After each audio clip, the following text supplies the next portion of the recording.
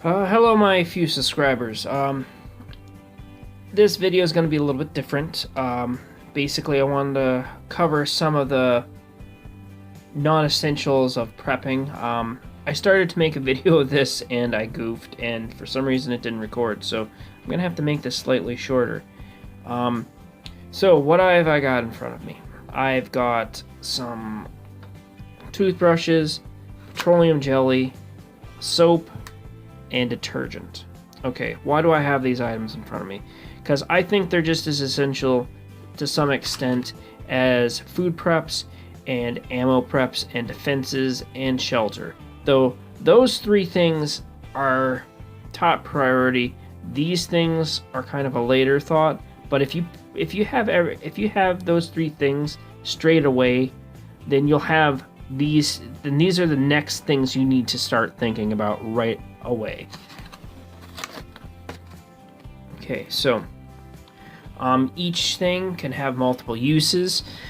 Toothbrushes could be used to clean not only your teeth, but firearms and I don't know, different areas, maybe mechanical parts or something once the brush is worn out. It might be good for other things, cleaning off fruit if you don't feel like cleaning that other stuff. So just a little food for thought. Petroleum jelly. I've seen this used for a few different things.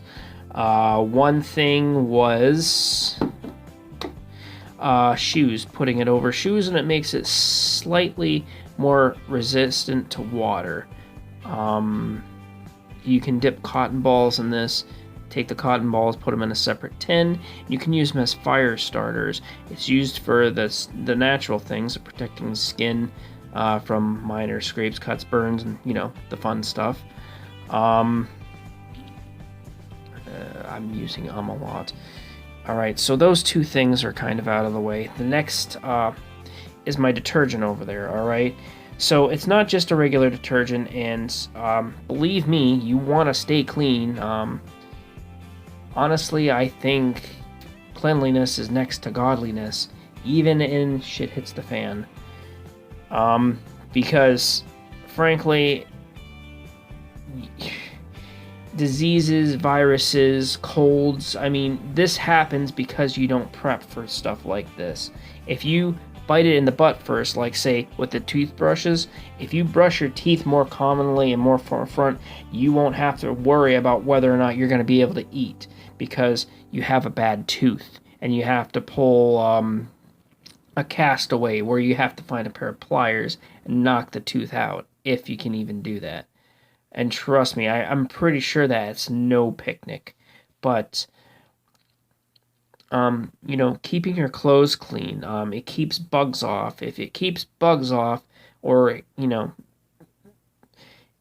it keeps you from having to worry about, them spreading diseases to you when you're, the detergent that I picked, specifically, it is a scent killer. It is a little bit more expensive, and most of this stuff I found at the Walmart clearance section. All right, granted, it's probably still a little bit expensive than where else you can find it, but the point is you can find stuff if you look for it cheap.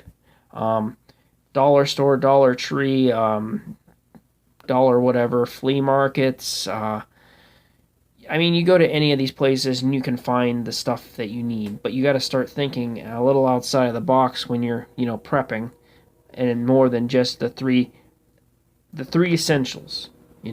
Shelter, food, protection.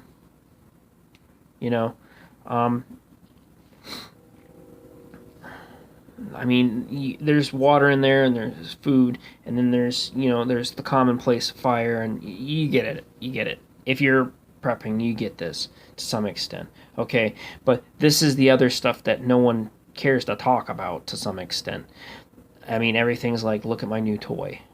All right, well, here's my new toy. Here's my new thought. This is important to me to some extent. Anyways, back to my main talk here. My scent killer detergent here. All right. Now this is from what I understand, a hunting laundry detergent. All right. Now I can use this in the wash, but what I'm gonna say is even if you have to hand wash it with some of this stuff, and I've seen a method where someone uses what you call a salad tosser to clean some clothes, a little bit of detergent. You can do it with this. If they're light enough, hopefully it's not too heavy duty. If you find one in time, something to maybe think about later on in case electric goes out and you need something else.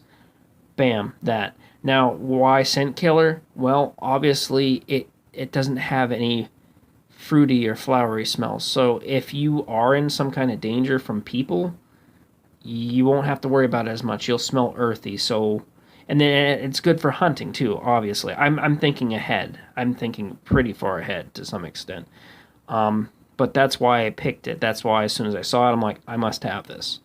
Okay, so those things I'm going to put back into the box. Yes, I have a little box full of this essential stuff that I put away. All right, this I'm just going to move out of the way. All right, I'm trying and keep the video short, so bear with me. This is Dove soap. That's quite obvious. All right, 6 bars. I got 3 of them for $5. 5, 10, 15, 6, 12, 18. I got 18 bars total. Granted, I probably spent too much, but why am I storing soap? I'm not even sure that this will last very long. I'm just going to test it to see how long it will last in the package, in the case, and hopefully I can kind of store this for a while. But why am I thinking soap? Well, I don't know how to make soap, honestly, and I think it's a trade that we all as preppers should maybe start thinking about. You know, lost trades, making soap, repairing clothes, repairing shoes, learning to cook. Learning to farm is a big one, and that's the one that I want to get into in a minute. But I thought, well, if I can have some soap ahead of time to prepare for soap, I'll be good. And it's good for a few other things. Like if you were to take a bar, and I know this might be a waste, but if you take a bar and you can actually use it as a slight lubricant for certain doors, and they'll help them to slide better. I know that might not be much, but if you don't want to be heard when you're moving in and out of places, and you know you start it squeaks, and you know you don't want that constantly, you use some soap if you don't have anything else. It will help keep it a little less grindy. Okay, so that's that. That's with that. It's in a nice little pail with a lid. And that actually fits well. I can't believe that. So I'm going to put this lid back on this. It's probably not going to fit right. Nope, it's not. Okay, anyways. Back to the point I was going to talk about. Okay, so we need to start thinking about some of the lost arts, some of the stuff that we haven't done. A good place to start, and this is the 18th century living, and I know it's not the best ideal, but 18th century living, and if you want to look this up on YouTube, 18th century living, Johnstown and Sons. All right, they show how they cooked back in the 18th centuries, blacksmithing. They actually have a magazine that you can order and get stuff off of them. But I mean, this is the kind of stuff we need to do.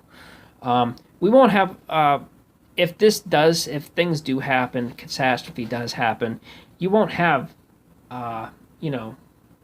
electricity. You won't have running water as well. I mean, you're going to have to learn how to purify. You're going to have to learn how, people are going to have to people are going to have to make candles again, or learn how to rewire and redo stuff. I mean, granted, that will work for a while, but eventually gasoline will become old and non-working. So before I go too far on a rant, because I could probably go for 20 minutes, wink, I'm going to show a quick book. These are other things we should think of, all right? This is the Complete U.S. Army Survival Guide, Foraging Skills, Tactics, and Techniques. Why am I showing you this book? Because I do think hard copies of books are important. Having them. All this stuff is good for trade, regardless. If you have an abundance, of course. Don't trade what you have minimal. Trade what you have abundance. And then you might be able to trade it for some food. All right, that will get you through something. All right. But you want to have the books too, because this will show you how to do some very important things. This is just like some from the U.S. Army series or whatever. But I mean, there's other ones out there.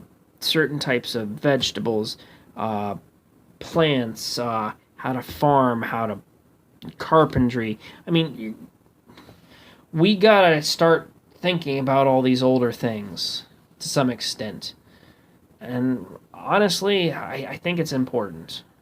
Um, but to keep this video kind of short, like I said, I'm going to finish up with a knife. I usually have a knife to begin with, but um, I saved the knife for last. So what do I have here? I have a Promar straight fixed blade, basically. Fairly sharp. It's one side ground. I'm not sure what that's called. Half serrated, half plain blade, kind of a drop point. It's basically a Moro knockoff for the most part. I found this at my local gun store. I got this when I was actually picking up a pistol. It was kind of neat. The blue handle actually matched the plastic on the gun case. But this is it is a fairly decent knife. Doing a spark test, if I had a thing to spark with.